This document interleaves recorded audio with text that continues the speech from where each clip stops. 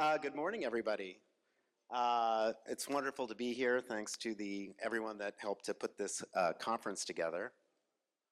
Going to talk a little bit, I think 6.5 minutes worth, of what Doubleland has come up with regard to being able to put a lot more solar into a region.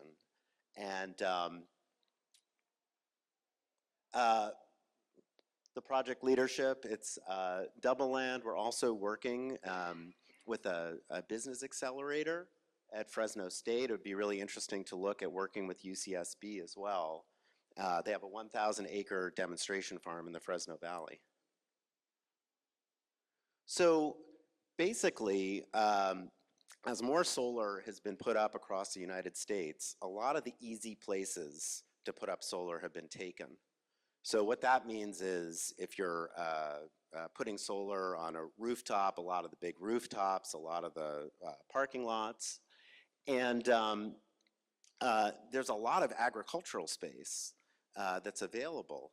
However, a lot of zoning boards and rural communities really do not want to lose their way of life by having solar take up farmland, take up ranch land, and take that land out of agricultural production.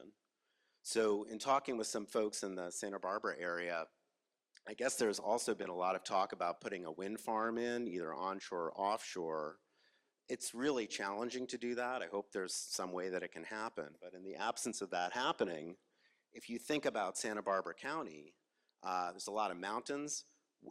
We want to electrify. Where could we put this land? Where could we put up a lot of solar? And the answer is we can put up solar, and we can put it up in farmland. And Doubleland has come up with a new way to put solar on agricultural land. So in order to meet this need, initially, there's a new area called agrivoltaics where solar can be placed on ag land and have it be placed high up off the ground. And it's a very nice thing. However, it's not super cost effective because you have to have extra steel above the ground, you have to have extra subsurface structure below the ground, and also the maintenance can be a little bit difficult. So we recently, as in a few months ago, have patented a new way to put in movable solar arrays, and they cost less because they're low to the ground, and they can be easily moved. And I have I don't know if I have a little pointer, but if you look to the right, if you go to a farm site, the good news here is if we can offset water pumping costs or refrigeration costs or air conditioning costs, we can put solar onto farms, supply that power behind the meter, and we're actually going to have economics that work. We'll still have some financing challenges, but the economics can work.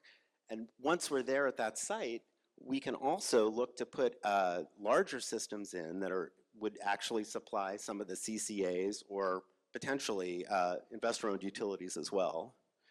So in addition to this, we could actually work with some of the other presenters, installers, and also the microgrid folks to pair this system with energy storage and also with EV charging. So what does this product look like? It's basically a mini solar array, and it is actually fixed in the ground. So if you look at it when it's not moving, it is a fixed solar array. And it's not on wheels and it's not on rails.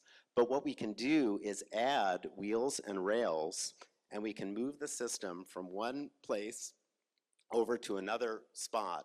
So this is our first site. It's at a cattle ranch up in Northern California in a little town called Nicasio. And it's a working system, and we can disconnect it, unbolt it, add the rails and wheels, move it over, all in 4 minutes. So this is a very simply designed system, but it's actually never been done before, and we think that it could be a really great solution to help farmers continue to farm and have no loss of land. In addition, there are some other benefits, and there was a presentation in one of the first presentations about workers having to go to the emergency room for heat stress. One of the other nice features about this system is that part of the infrastructure enables accessories to be added. So we can actually add shade for workers very easily. We can also add shade for animals.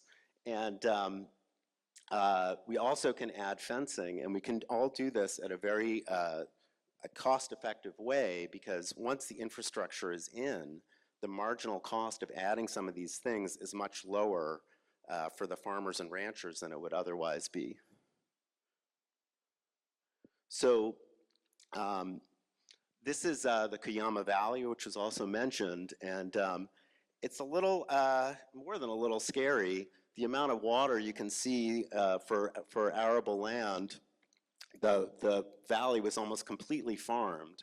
And in 2022, I don't know if you can see these little red dots that are white areas. That's idle land.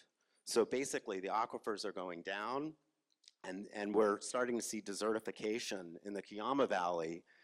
Sadly, in the next 20 to 30 years, the area around Santa Maria in the northern part of the county, it's not necessarily that far behind. So we can actually use our movable solar arrays when land is fallow to put solar arrays on top of the land. And once we do that, we're giving a free umbrella to the farmers. So farmers that are on a tight water budget could actually plant a cover crop on the fallow land, and they would need to use a lot less water than they normally would, because the cover crop is growing in the shade. So that's going to help to regenerate the soil, and it's also going to help to prevent desertification, and it's also going to have a lot of economic benefits, because then the farmers can move the solar over and start planting on the land. So what we're suggesting for a project, it's a public-private partnership. How many minutes do I have? -1. 10 megawatt pilot, and we can expand that to 100 megawatts right here in Santa Barbara County. The numbers already work. We need some help with siting, and we need some help with generating awareness.